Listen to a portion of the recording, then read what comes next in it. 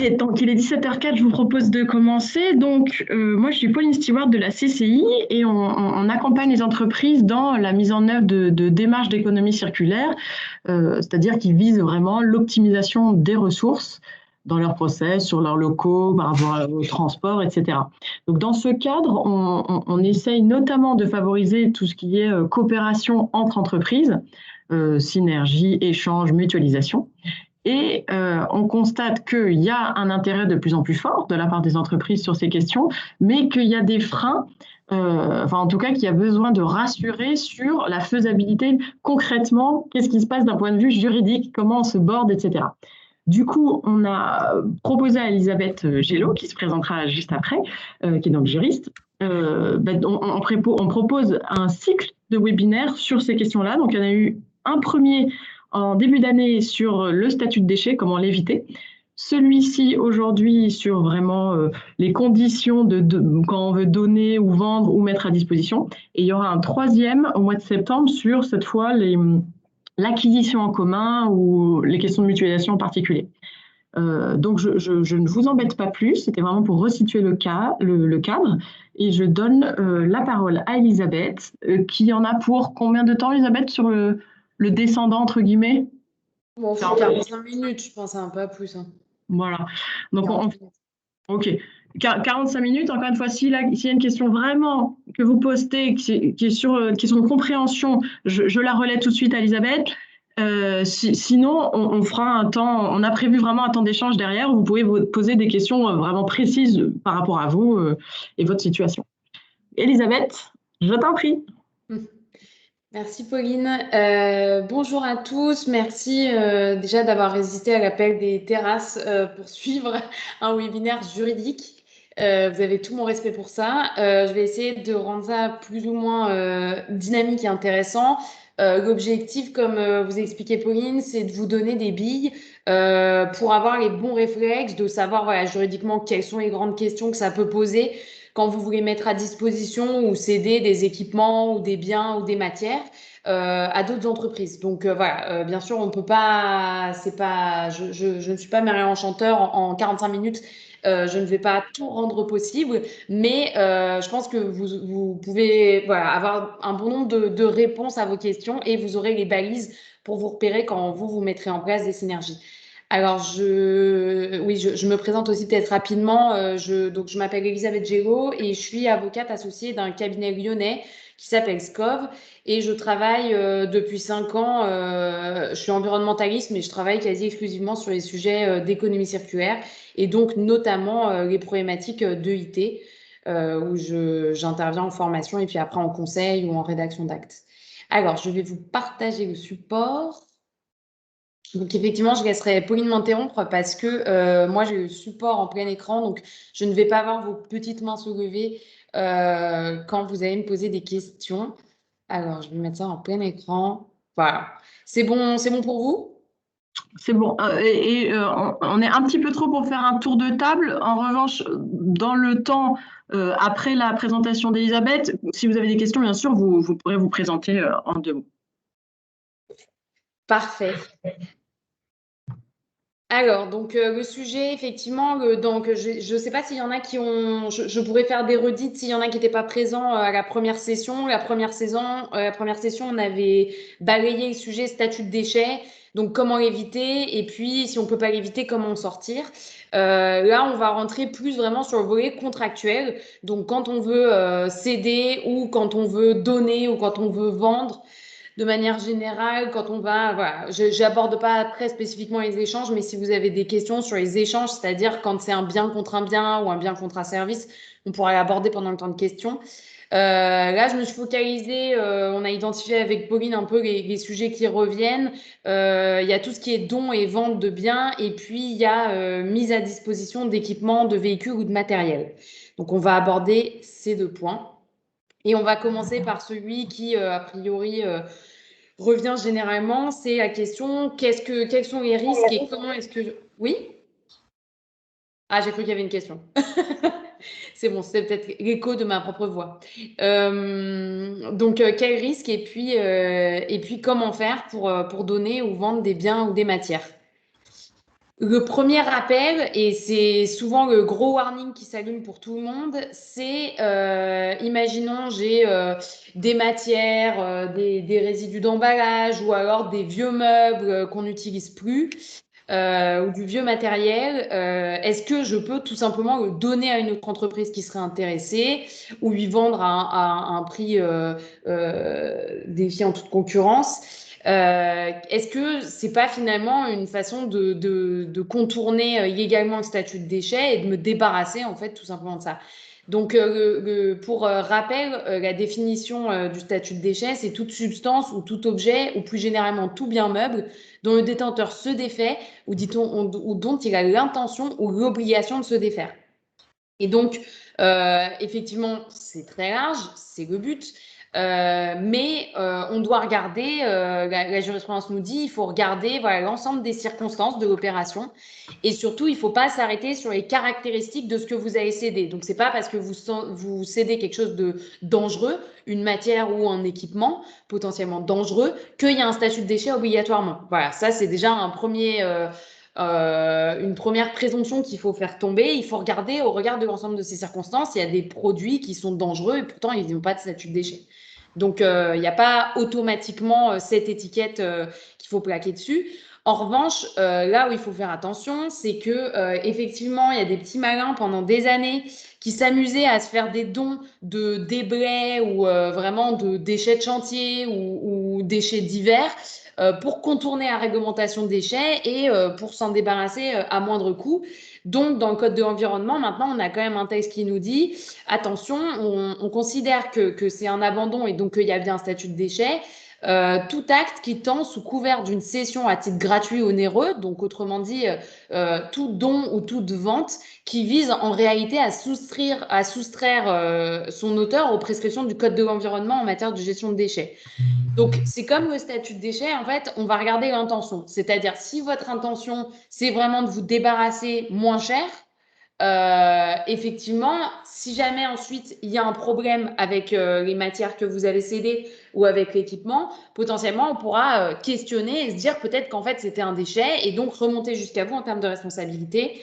C'est les deux petits pouces que je vous ai mis en bas pour rappel, quand vous n'avez pas de statut de déchet, votre responsabilité généralement elle s'arrête au moment où vous transférez la propriété et avec vous transférez les risques. Donc ça c'est bien, ça permet de délimiter.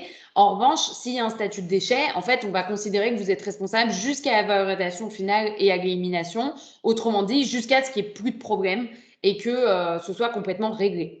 Donc, on va voir maintenant plutôt un peu concrètement, mais voilà, là, vous avez un peu la synthèse des textes qu'il faut avoir en tête sur cette question du statut de déchet. Donc, c'est quand même à vous, en tant que détenteur et puis que producteur de ces biens ou de ces matières, de faire cette qualification. Donc, alors, attends, je t'en mets une seconde. Il y a Livia qui dit pouvez-vous baisser la barre de tâches? Donc, c'est pas du tout sur le fond. Elle empêche de lire le bas de l'écran. Donc, moi, j'ai pas de problème, mais éventuellement, peut-être que toi, il y a ta souris à côté en bas. Moi, j'ai rien, malheureusement, sur mon écran. Ah, moi non plus, Livia. C'est peut-être du coup chez vous. Je suis désolée. En fait, il y a trois façons d'accéder à la visio. J'ai accédé sans télécharger Teams et donc à partir de l'interface. Oui. Et en fait, voilà, pour moi, en fait, ça me met sur tout le bas, j'ai la barre de tâches qui apparaît et j'ai pas la main dessus, quoi. Ah, nous non plus. Je suis désolée. Peut-être vous pouvez essayer de... Je suis désolée. Je me permets de préciser d'ailleurs justement que le support sera disponible. Je le transférerai à Pauline qui pourra vous le mettre à disposition. Donc voilà, soyez pas forcément trop fébriques sur la prise de notes sur les slides. Vous les aurez en intégralité. Ah, et Monsieur Ferrand vous indique qu'il faut cliquer sur l'image à l'extérieur de la barre de tâches. C'est coopératif ce webinaire. Ok, vas-y Elisabeth, je t'en prie. Donc, pour essayer de purger ce statut de déchet, pour moi, il y a deux façons de raisonner. Le premier, déjà, c'est de privilégier le don plutôt d'objets. Donc, les biens d'occasion, donc en fait, tous les biens dont vous n'allez plus vous utiliser, les biens meubles, donc voilà, les chaises, les tables, le matériel informatique, tout ce dont vous voulez vous débarrasser quand vous renouvelez. Déjà, c'est quelque chose que vous pouvez facilement donner, que ce soit à des associations ou plus largement à d'autres entreprises. Vous pouvez les vendre. Voilà, les objets, c'est pas forcément ce qui pose le plus de questions. Ce qui peut poser des questions, c'est tout ce qui va être matière, substance ou mélange. Et dans ce cas-là, ce que je vous conseille de faire, par exemple, si vous avez des fonds de certains mélanges que vous n'utilisez plus parce que vous avez utilisé à moitié, et au lieu de vous en débarrasser, vous savez qu'il y a une autre entreprise qui serait preneuse. En fait, le conseil que je peux vous donner, c'est de se dire, est-ce qu'on est certain qu'ils vont être bien utilisés sans qu'il y ait de risque pour l'environnement et la santé? Donc, est-ce que je suis sûre que mon contractant, la personne à qui je vais les donner ou à qui je vais les vendre, va bien les utiliser comme il faut? Si vous avez le moindre doute, effectivement, il faudra les gérer comme des déchets. Et je vous dirais, c'est la solution 2, mais si ce n'est pas le cas, si voilà, vous êtes sûr qu'il y a un usage prédéterminé, que vous avez potentiellement soit un droit de regard ensuite, soit que vraiment c'est des entreprises que vous connaissez, voilà, vous pouvez de toute façon le faire. Sur ça, en gros, si vous voulez, il y a un problème de gestion, enfin, il y a un risque d'engagement de votre responsabilité aussi, surtout si par exemple, justement, c'est mal géré, que ça cause un dommage à l'environnement ou à la santé. Donc, si vous êtes avec une entreprise où vous savez que ça va être géré correctement et utilisé comme ça devrait, voilà, le risque du statut de déchet, il est quand même très peu important. Et le dernier point aussi, c'est de vérifier que les biens ou surtout les matières sont pas qualifiés de déchets dans l'arrêté préfectoral qui encadre l'installation si jamais vous êtes ICPE. Ce qui se passe, c'est que parfois, il y a des installations où justement, on va produire certaines matières, où on va avoir certaines matières sur le site. Et malheureusement, en fait, les arrêtés préfectoraux, soit des anciennes versions, soit les arrêtés de prescription complémentaires, parce qu'il y a déjà eu un problème, vont qualifier de déchets certains flux en disant, voilà, tout ça, ça doit être éliminé. Et du coup, bah, vous avez l'obligation de vous en défaire et donc vous n'avez plus le choix en fait. Donc là, pour le coup, faut vraiment pas les donner ou les vendre parce que si vous avez un contrôle de l'inspection des installations classées, on vous expliquera que vous aviez l'obligation, c'était bien des déchets, vous aviez l'obligation de les gérer dans ce cadre-là. Voilà, donc c'est un peu déjà les 3 points. Une fois qu'on est donc on est bien, on est dans un cadre où on sait qu'il n'y a pas de risque de statut de déchet réellement. Ce qu'il faut, c'est prévoir un contrat de vente ou une attestation de don, mais on verra ça juste après un tout petit peu plus en détail. Et puis, je vous ai mis un peu une liste de tips à mettre là-dedans, où il faut bien rappeler, par exemple, dans votre préambule, que vous inscrivez dans une démarche de prévention de déchets ou de réemploi. Il faut bien que le titre du contrat et puis son objet, on rappelle que ce sont des biens d'occasion ou des surplus ou des sous-produits. Dans tous les cas, il faut bien pas laisser traîner des termes qui s'apparenteraient à la notion de déchet ou des termes comme collecte qui sont des termes quand même assez apparentés. Bien rappeler aussi que les biens sont donnés ou vendus pour servir à nouveau pour le même usage. Et si jamais c'est un usage détourné, il faut bien que vous encadriez aussi pareil. Parce que justement, à la différence d'un déchet où simplement c'est de la gestion, il faut le valoriser ou recycler.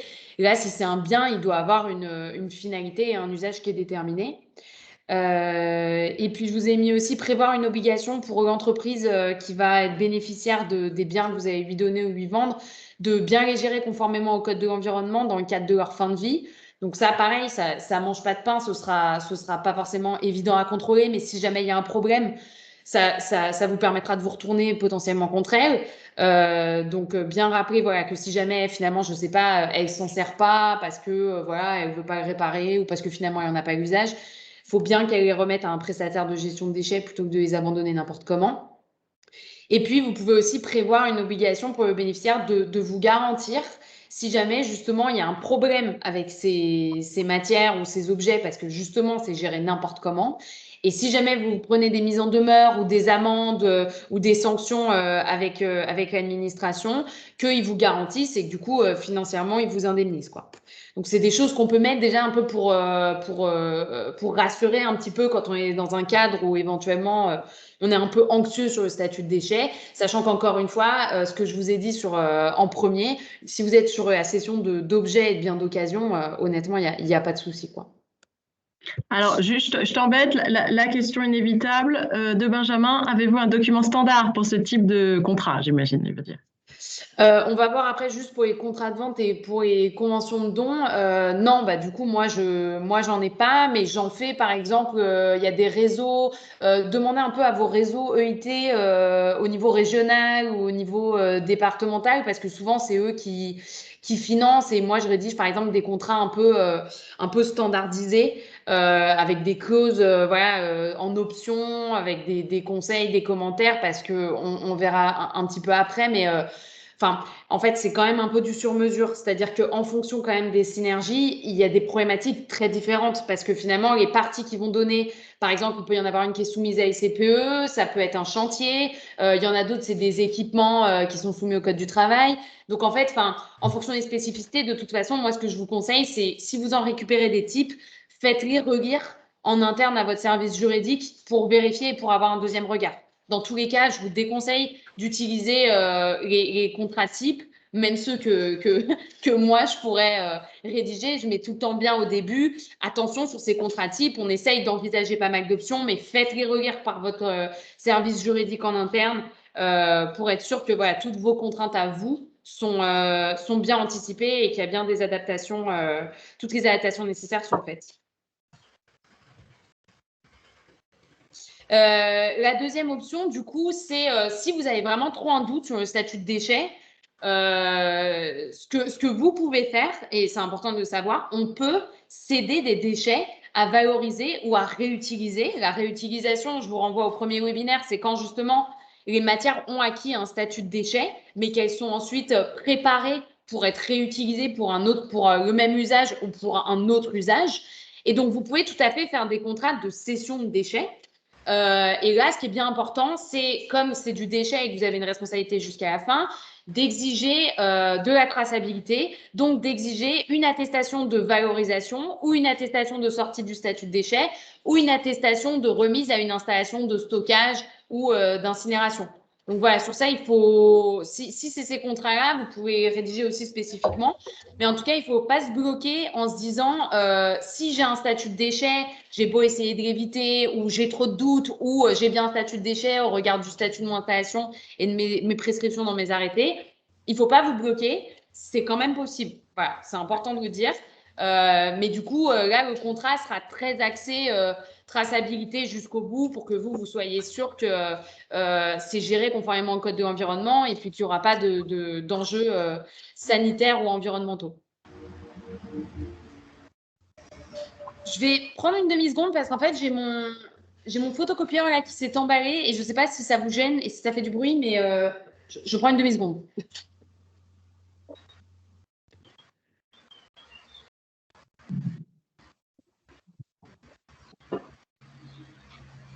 Si vous avez des questions sur cette première partie, n'hésitez pas.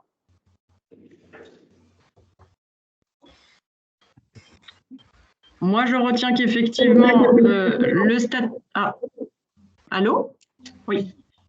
Que contrairement à ce qu'on peut imaginer, hein, le statut de déchet, si on a un pot de peinture, c'est pas parce que s'il était un déchet, il serait dangereux que si je le cède, c'est forcément un déchet. Enfin, ça, je pense que vraiment, c'est important à noter que c'est pas, tout n'est pas considéré comme un déchet à partir du moment où, ou plutôt, c'est si je le considère comme un déchet que c'est un déchet, quoi, quelque part. Que le don d'objet, a priori, ne pose pas de problème, il y a peu de présomption. C'est vraiment un warning, comme dirait Elisabeth, sur les dons de matière ou justement du fameux pot de peinture, où là, il y a plus de questions, il faut être vraiment attentif, mais quand tout état de cause, et c'est assez logique, il y a se border en faisant faire un contrat à faire relire par votre service juridique. Jusqu'ici, la logique est celle-ci. Après, j'espère que les tips qui sont notés sont ce qu'il y a de plus croustillant pour vous aider. Oui, je pense que ça peut déjà pas mal servir. Et donc là, je vous ai fait une slide sur la vente et puis l'échange et une slide sur le don, juste pour que vous compreniez les risques qui sont un peu liés dans les deux cas. Pour tout ce qui est vente et échange, ce qui est important à retenir, c'est que vous avez un niveau de garantie qui est assez important. C'est des garanties que je vous ai listé comment les aménager, voir comment les exclure. Mais dans certains cas, on ne peut pas tout exclure et c'est des garanties qui sont prévues par le Code civil pour toutes les ventes ou tous les échanges. Donc, la première obligation que vous aurez, c'est celle d'obligation de délivrance conforme. Donc là encore, en gros, pour traduire, c'est vous devez remettre ce que vous avez dit que vous alliez remettre, ce que vous avez vendu. Donc ça, ce à quoi il faut faire attention, c'est par exemple quand vous cédez des choses d'occasion, ou alors par exemple, imaginons que vous cédez des choses qui sont générées soit au cours d'un chantier, etc., mais où il y a un peu un aléa. Je vous ai mis insérer une clause qui prévoit que les objets ne sont pas d'une qualité déterminée ni d'une espèce moyenne, qui peuvent impliquer des opérations de contrôle et de réparation. Et puis, si jamais c'est des équipements qui ont vocation à fonctionner, il faut bien que vous rappeliez que le bon fonctionnement n'est pas garanti. Et puis, vous pouvez exclure le mécanisme de révision et de réduction du prix. Donc, en gros, tout ça, c'est pour faire en sorte que, grosso modo, votre co-contractant, il ne revienne pas vous voir en vous disant « Ah, mais vous m'avez vendu telle machine » ou « Vous m'avez vendu…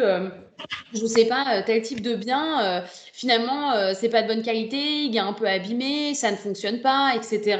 Donc là, c'est pour vraiment que ce soit prévu dès le début, contractuellement, que oui, en fait, vous vendez des biens d'occasion, donc il y a forcément beaucoup plus d'aléas, soit sur la qualité, soit sur la quantité, que si vous vendiez quelque chose de neuf, vous n'êtes pas un fabricant, quoi. L'autre, ce qui est un peu important, c'est tout ce qui est garantie des vices cachés. Donc là, il faut forcément, si vous vous retrouvez dans les 2 ans responsable s'il y avait un vice justement qui ne pouvait pas être décelé lors de la vente, mais finalement après qui cause des dommages, ça, vous pouvez l'exclure à partir du moment où vous êtes de bonne foi, donc effectivement, vous n'aviez pas connaissance de ce vice, et puis si la vente a lieu entre professionnels de même spécialité. Donc, grosso modo, si vous vendez à des entreprises qui interviennent dans le même secteur et donc qui raisonnablement ont les mêmes connaissances que vous sur ce type de machine ou de bien ou de matière, vous pouvez valablement exclure complètement cette garantie. Donc ça, il ne faut pas oublier de le faire parce que c'est dommage sinon. Vous avez aussi la garantie des produits défectueux. Et là, pour le coup, c'est une garantie en principe qui pèse que sur les fabricants, donc pas sur vous. Et donc là, ce qui est bien important, c'est d'indiquer justement le nom et les coordonnées du fabricant si l'objet a été mis sur le marché depuis moins de 10 ans. De toute façon, si ça fait plus de 10 ans, la garantie des produits défectueux n'est plus valable. Donc ça pourra pas, voilà, on ne pourra pas venir vous rechercher. Mais en revanche, si jamais justement votre acheteur ne peut pas retrouver le fabricant et qu'on est encore dans cette période de 10 ans, il peut venir vous rechercher vous. Donc voilà, ça, on ne peut pas l'exclure complètement. Donc la meilleure façon de se prémunir, c'est de bien réindiquer quand vous vendez le nom et les coordonnées du fabricant. Et puis il y a une chose qu'on vous permet d'exclure, c'est les dommages qui seraient causés par les biens qui sont utilisés dans un cadre professionnel. Donc normalement, ça nous permet quand même d'exclure, si vous vendez entre entreprises, ça nous permet d'exclure pas mal de dommages qui pourraient survenir. Donc voilà ce que vous pouvez inclure. Et puis, ce que je vous ai mis aussi sur le transfert des risques, c'est une question qui revient souvent parce que souvent, c'est pas très clair. En gros, le transfert des risques, en principe, il intervient au moment où il y a le transfert de propriété.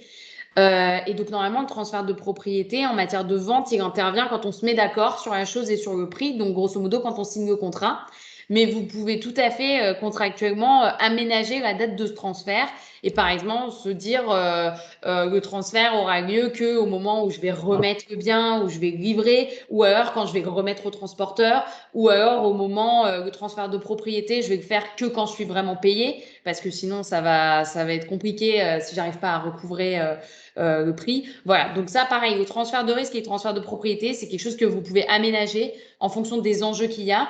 Et là encore, enfin, j'ai pas de conseils généraux à donner, on adapte tout le temps en fonction de voilà, des enjeux de quel type de synergie, quel type de vente, quel type de bien et quels sont les enjeux pour chacune des parties, quoi. Le don, du coup, et c'est ça qui est important de retenir, et c'est un peu ce que vous annoncez, Pauline, le don, en fait, il n'y a pas toutes les garanties qu'on vient de citer. Donc, c'est ça qui est génial. Le don, on considère que vous êtes quand même déjà bien sympa. Le Code civil considère que vous êtes déjà bien sympa de donner. Donc, il n'y a aucune garantie. Donc, la vigilance particulière, c'est ce qu'on abordait tout à l'heure, c'est sur la présomption du statut de déchet pour que le don ne s'apparente pas à un abandon.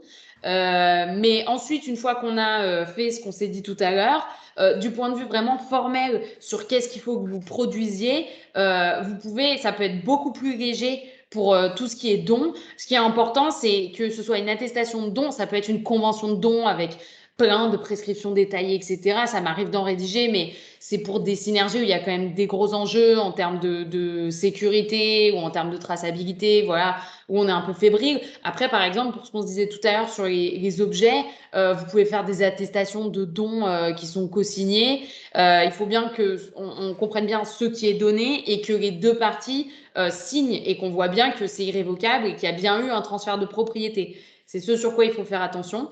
Mais après, à part ça, enfin voilà, ça peut être extrêmement sommaire. Enfin, moi, j'ai validé des attestations de dons qui étaient très sommaires pour des synergies où il y a quand même très peu d'enjeux. Donc, ce qui est important, c'est simplement que ce soit valable juridiquement et donc qu'on ait bien la volonté irrévocable des deux parties de donner ce qu'on donne. Voilà. Et dans ce cadre-là, le transfert de responsabilité en matière de dons, on considère que c'est le don manuel. Donc, en fait, c'est au moment où on remet les biens. Là encore, si jamais vous voulez aménager ça, vous pouvez le faire conventionnellement. Mais si vous prévoyez juste une petite attestation de don, si jamais il y a un souci justement avec l'objet ou avec les matières, etc., le transfert de propriété, donc le transfert de propriété et de responsabilité et de risque, il se fait au moment où ça a été remis. Donc en gros, une fois que vous lui avez remis, ce qui se passe, c'est son problème. Et avant, en revanche, c'est le vôtre. Je te remets une seconde. Geneviève pose une question un peu pratico-pratique. Elle a le cas d'un échange de cartons neufs écartés par l'entreprise A pour erreur de commande, transféré à l'entreprise B pour expédier des produits alimentaires préemballés. Le devenir du carton, une fois chez le client final, qui sont des restaurateurs, n'est pas maîtrisé par l'entreprise B. Est-ce que c'est un problème? Donc ça, non, voilà. Si c'est bien cédé comme soit c'est vendu, soit c'est donné, parce qu'il n'y a pas de raison, c'est des surplus, il n'y a pas de raison d'appliquer un statut de déchet pour moi sur ces cartons. Du coup, il n'y a pas de, enfin, pour moi, il n'y a pas de responsabilité ensuite subséquente sur ce que vont devenir les cartons, quoi. Une fois que c'est remis. A priori, voilà, je vois pas très bien parce que a priori, en fait, les cartons vont devenir un déchet quand justement ils vont être utilisés par le restaurateur ou je sais pas le client final et c'est lui en fait qui va générer du déchet en fait et qui va dire bah moi ces emballages en fait j'en veux plus et moi je vais pas les réutiliser, je vais pas les recéder, bien les ouvrir pour les recéder ensuite à quelqu'un d'autre. Non, je vais les déchirer plus ou moins. Les mettre d'un côté et de m'en débarrasser. Donc, c'est à ce moment-là qu'il y a un statut de déchet. Donc, pour moi, le producteur, c'est du déchet, c'est ni entreprise A ni entreprise B, c'est client final, quoi. Ok. J'ai deux autres questions. Je peux les poser maintenant ou... Ah, alors, oui. Alors, attendez, parce que Alors, Geneviève disait si les cartons ne sont pas neufs. Mais en gros, comment l'entreprise A, elle cède à l'entreprise B? Geneviève, n'hésitez pas à allumer le micro. Je ne sais pas si vous m'entendez, je me permets d'intervenir du coup. En fait, c'est une synergie avec 3 entreprises. Il y en a une, ce sont des cartons neufs qui sont donnés à la troisième entreprise. L'autre, ce sont des cartons en fait qu'elle reçoit sur des composants. Et qu'en fait, elle ne va pas mettre dans son circuit de déchets traditionnel, mais qu'elle va mettre dans une zone à part pour la transférer ensuite vers cette entreprise qui expédie vers les restaurateurs des produits alimentaires conditionnés. Donc ça, ces cartons-là ne seront pas neufs. D'accord, mais pour moi, ça reste du réemploi, quoi. Oui, d'accord. Okay. Pour moi, il n'y a pas de problème de statut de déchet. Ok, merci beaucoup pour vos réponses. Merci. J'ai deux autres questions. Je les glisse, tu me dis si tu veux y répondre tout de suite. Il y en a une, je pense que c'est très simple. Lorsqu'un salarié récupère une palette HS pour le bois, c'est un don d'objet de matière ou c'est considéré différemment? Est-ce qu'il faut une attestation signée entre l'employeur et le salarié? Non, ça, je pense que là encore, ça sur tout ce qui est remise à des salariés, c'est vrai que en toute transparence, j'ai jamais travaillé là-dessus spécifiquement, donc j'ai pas envie de vous répondre de manière trop précise, de peur de vous dire une bêtise. Mais la question, c'est plus, enfin, pour moi, de toute façon, il n'y a pas de raison que ce soit considéré comme un déchet. Après, du coup, ça pose plus potentiellement la question de est-ce que, à mon avis, c'est un avantage en nature, est-ce qu'il faut le valoriser, est-ce que voilà. Après, le point de vigilance, c'est qu'est-ce qu'il va en faire le salarié Et est-ce qu'il y a l'identification de l'entreprise sur la palette en question? Pourquoi je vous dis ça? Parce qu'en gros, imaginons que vous les remettez, vous laissez vos salariés se servir des palettes. Vous savez pas trop où ça va, mais ils vous disent qu'ils vont l'utiliser chez eux. Si jamais finalement votre salarié Jackie, il n'a pas envie de bien l'utiliser et que sur le bord de la route, il les dépose, si on peut vous identifier, c'est sûr que ce sera votre responsabilité et donc ce sera le maire ou si jamais le maire ne fait rien, le préfet qui viendra vous chercher et vous dire ouais, j'ai vu qu'il y avait un dépôt sauvage avec 3 palettes à vous, donc en fait vous allez tout nettoyer. Donc voilà, le point de vigilance, il est plus là-dessus est-ce que vos salariés, vous êtes quand même garant à mon avis, enfin vous êtes confiant sur le fait qu'effectivement ils vont vraiment les utiliser et comment ils vont les utiliser.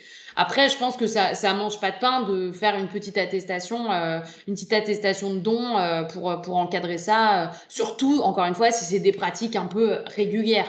Si c'est complètement ponctuel, honnêtement, je suis pas sûre que ce soit nécessaire de déployer De l'administratif. Oui. Voilà. Pour une palette, je vois pas trop de danger, mais voilà. Il y a une dernière question sur les modes de contractualisation. Charlotte est en phase test avec un conchyliculteur. La collectivité récupère des poches à vitres qui sont des déchets pour lui.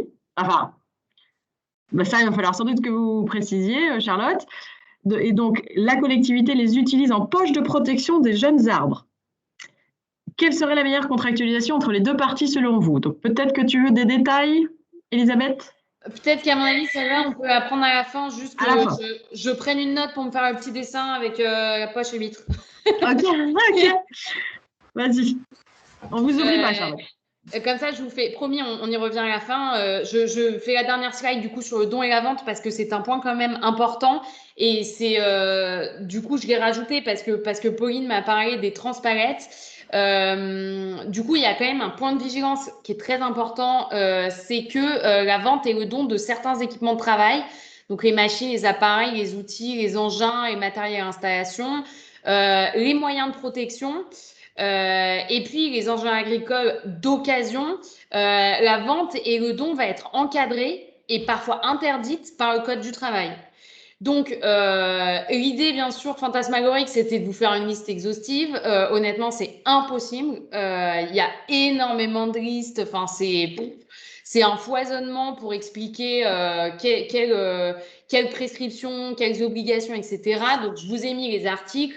Et je vous ai mis aussi, il y a une petite fiche qui a été faite, qui date de 2013, mais j'ai vérifié, a priori, ça m'a l'air toujours bien à jour et qui est spécifique pour le don, enfin surtout la vente de justement de machines d'occasion, etc. Et qui a essayé de faire ces petits tableaux pour expliquer, voilà, dans quel cas il faut établir telle ou telle pièce. Mais en fait, le warning que je veux mettre, parce qu'encore une fois, malheureusement, c'est trop complexe pour rentrer dans le détail. Le warning, c'est que si jamais vous êtes vraiment sur un équipement de travail qui va exposer des salariés, et que vous êtes sur des biens d'occasion, grosso modo, faites un petit check code du travail, demandez à votre service juridique parce que vous, sinon, je pense que vous allez vous pendre, mais faites un petit check code du travail pour vérifier. Grosso modo, souvent, ce qu'on vous demande, c'est de rétablir un certificat de conformité pour vérifier que, voilà, en fait, originellement, il y a bien un marquage CE, il y a bien eu une déclaration de conformité, on est sur du matériel qui a été conçu avec les règles de conception qui sont prévues par le Code du travail. Mais voilà, remettre à niveau. Donc, encore une fois, je vous renvoie à cette petite fiche. Et puis, en gros, c'est vraiment avoir ce warning, par exemple, pour les transpalettes. Voilà, quand on va vendre ou on va donner ces équipements-là et qu'ils ont vocation, encore une fois, ça concerne que le cas dans lesquels ça va être employé pour le même usage. C'est pas le cas où vous allez donner ces choses-là pour que ce soit revalorisé autrement. Soit par quelqu'un qui va les reconditionner, soit par quelqu'un qui va les démonter pour extraire certaines pièces, pour réparer autre chose. On est vraiment dans le cas dans lequel vous le cédez, c'est un bien d'occasion qui doit être réutilisé, enfin réemployé de la même manière. Donc c'est dans ce cadre-là où voilà, il faut vérifier avant de céder tout ça. Si il y a des prescriptions particulières, voir si c'est interdit. Encore une fois, les interdictions, celles que j'ai en tête, par exemple, sur tout ce qui est moyens de protection, ça va être bien sûr tout le matériel de protection individuelle qu'on sait, qu'on sait soit à usage unique, soit qu'on sait que ça s'abîme rapidement. Ça va être aussi, par exemple, des machines qui ont déjà été réparées plusieurs fois. Donc, on sait en fait que, grosso modo, il y a quand même un bon risque que ce soit défaillant. Donc, on ne va pas le revendre pour le même usage pour que d'autres salariés potentiellement prennent un risque supplémentaire. Voilà. Donc, je vous mets ce petit warning-là. Quand vous cliquerez sur le support, sur plus d'informations, vous avez le lien vers la petite fiche. Et notamment dans la petite fiche, vous verrez, il y a un modèle de certificat de conformité. Encore une fois, n'appliquez pas ça de manière automatique. Malheureusement, il faut vérifier que vous êtes bien concerné. Mais en tout cas, si vous êtes concerné sur l'obligation de produire un petit certificat de conformité quand vous cédez ces équipements ou ce matériel de protection, la petite fiche vous met un exemple. Alors, Elisabeth, tu as commencé à répondre. Il y a plusieurs questions, donc je pense qu'on va les prendre à la fin. Il y en a juste une, tu as quasiment répondu pour les EPI. C'est pas forcément non, ça dépend. Tout à fait. Il y a vraiment des listes et il y a des cas. Mais donc, vérifiez quand même, quoi. Enfin, voilà, je pense que faut prendre l'automatisme, en fait, de se dire, quand j'ai tout ça qui est de côté et que je sais qu'il y a une entreprise qui est intéressée, je fais mon petit inventaire et puis après, bim, je vais voir dans le code du travail et je vérifie si jamais je rentre dans des cas où j'ai des prescriptions particulières ou des interdictions. Ok. La question de Benoît sur les biodéchets, je pense que précisément c'est les biodéchets, mais on la posera donc c'est pas le sujet d'aujourd'hui. Et Jérémy, pareil, pour les portes coupe-feu, on les traitera à la fin parce que je pense qu'il y a trop de questions du coup. Donc j'ai tout noté, vous inquiétez pas. Vas-y, Elisabeth. Donc voilà, ça c'était la première partie spécifique dons et ventes. Là, la deuxième partie, c'est plus sur la mise à disposition. Donc, grosso modo, soit vous allez prêter, soit vous allez louer à une entreprise, généralement. Et là, pour le coup, pareil, des équipements, du matériel ou alors des véhicules. Des choses justement qui peuvent être potentiellement, on ne peut pas parler en fait réellement de mutualisation parce qu'il n'y a pas d'acquisition en commun. Mais en tout cas, de se mettre un peu dans un paradigme d'économie de la fonctionnalité où on va se prêter et on va se mettre à disposition des ressources qui sont sous-exploitées. Là, je vous ai mis un petit warning pareil mais que je vous ai déjà un petit peu fait au début sur le fait que, et encore une fois, je suis obligée de le répéter parce que c'est vraiment très important, parce que je sais qu'il y a un engouement très spécifique pour les contrats types, mais c'est très dangereux les contrats types. En fait, vous avez l'impression que vous êtes sécurisé parce que vous avez l'impression que vous avez un document juridique, mais en fait, je veux dire, si les clauses elles sont mal adaptées, en fait, derrière, soit c'est un autosuicide et vous ne le savez même pas, soit les vraies clauses qui pourraient vous protéger, elles n'y sont pas en fait. Et c'est bête parce que parfois, c'est tout simple. Enfin, vraiment, il suffit de prendre un tout petit peu de temps pour aller dans le particulier. Donc voilà, je vous ai juste réexpliqué que le juridique, c'est comme le diagnostic médical. Quand vous allez voir le médecin, vous avez chaque patient qui va avoir des symptômes, des prédispositions, des allergies. Voilà, il y a tout ça qu'il faut prendre en compte et que le traitement indiqué, il va être adapté à chaque patient. C'est pas parce que deux personnes ont la grippe qu'on va les traiter de la même manière. Donc là encore, c'est la même chose. En gros, en fonction de l'objet, de ce que vous allez faire, en fonction des parties, si je sais pas, il y a quelqu'un qui est public ou parapublic, ou si vous avez un acteur associatif qui potentiellement justement pourrait être un non professionnel, ou alors si vous allez en fonction de la nature même de ce que vous allez faire, est-ce que vous allez donner, est-ce que vous allez échanger, est-ce que vous allez faire de la mutualisation, bref. Tout ça, la contractualisation, elle sera toujours différente et donc des risques différents. Donc, j'insiste quand même bien ici parce que sinon, sinon parfois, on se laisse aveugler. Et encore une fois, j'en fais des contrats types, mais je pense que c'est vraiment important que tout le monde ait bien en tête de prendre le temps quand même et de se dire, c'est pas l'autoroute du kiff. Donc là, je vous ai mis une slide horrible, mais pareil, comme ça, vous l'aurez. C'est un peu ce que je viens de vous dire sur le don et la vente. C'est le même laïus, mais un tout petit peu plus détaillé. En gros, attention, si c'est de la mise à disposition de certains équipements de travail, des moyens de protection, là encore, le Code du travail va vous mettre des obligations spécifiques pour vérifier quand même que vous ne vous mettez pas à mettre à disposition des trucs hyper dangereux. Grosso modo, les contraintes que vous avez, c'est faut répondre aux règles techniques et aux procédures de certification qui sont prévues par le Code du travail. Encore une fois, il y a plein, j'ai l'impression, quand moi je me plonge dedans, à chaque fois, j'ai l'impression qu'on est sur c'est de la dentelle, quoi. Enfin, il y a des tonnes d'exceptions, de cas particuliers, de nuances. Donc, encore une fois, faut aller faire une petite visite au code du travail. Et puis après, encore une fois, c'est ce que je vous disais tout à l'heure, c'est pareil que pour le don et la vente. Il y a la mise à disposition de certains équipements d'occasion n'est pas autorisée. Il y a encore une fois des équipements, quand ils sont neufs, on peut les louer, on peut les prêter. Quand c'est d'occasion, le code vous dit carrément ça, en fait, non, enfin, ça c'est pas possible. Donc là encore, pareil que quand vous voulez donner ou vendre, si vous voulez mettre à disposition de notre entreprise qui est hyper intéressée par un équipement, une machine, etc., faites votre petit inventaire de ce que vous voulez mettre à disposition et après, donnez ça à votre service juridique qui, lui, va aller faire son petit tour dans le code du travail pour vérifier que c'est possible et pour faire en sorte que s'il y a des petites prescriptions supplémentaires à respecter, il le fasse. Je vous ai ajouté aussi, encore une fois, là, je vous dis, cette slide, elle est un petit peu lourdingue, mais comme ça, vous avez tout. Pareil pour les engins à moteur agricole jugés potentiellement dangereux, dont la location et l'utilisation est encadrée par le code du travail, par le code de la route et par le code rural. Et je vous ai fait un renvoi au guide du ministère. Il y a un guide ministère justement qui a fait cet effort de lister un petit peu les règles à respecter pour la mise à disposition de ces engins agricoles. Donc ça, vous avez un guide qui est pas mal du tout. Et donc, je finis en vous disant, pour les autres matériels ou encore pour le véhicule, la location ou la vente, y a pas de, on n'est pas dans le champ du code du travail. Donc, du coup, on se retrouve tout simplement soumis au code civil, au régime général, et puis on retrouve bien une bonne liberté contractuelle pour adapter tout ça et prévoir un peu ce qu'on veut. En revanche, encore une fois, je le répète, si vous tombez dans le champ du code du travail, enfin, c'est d'ordre public. Encore une fois, c'est ce grand sujet de la sécurité des travailleurs. Et du coup, dans ce cas-là, vous ne pourrez pas y déroger contractuellement.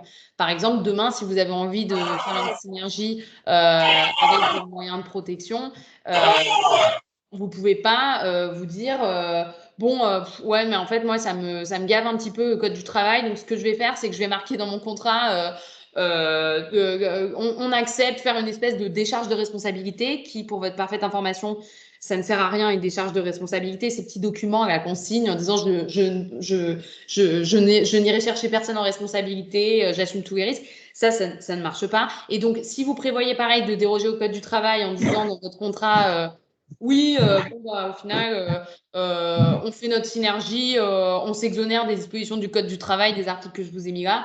De toute façon, s'il y a un souci, cette clause, elle ne sera pas valable. Voilà.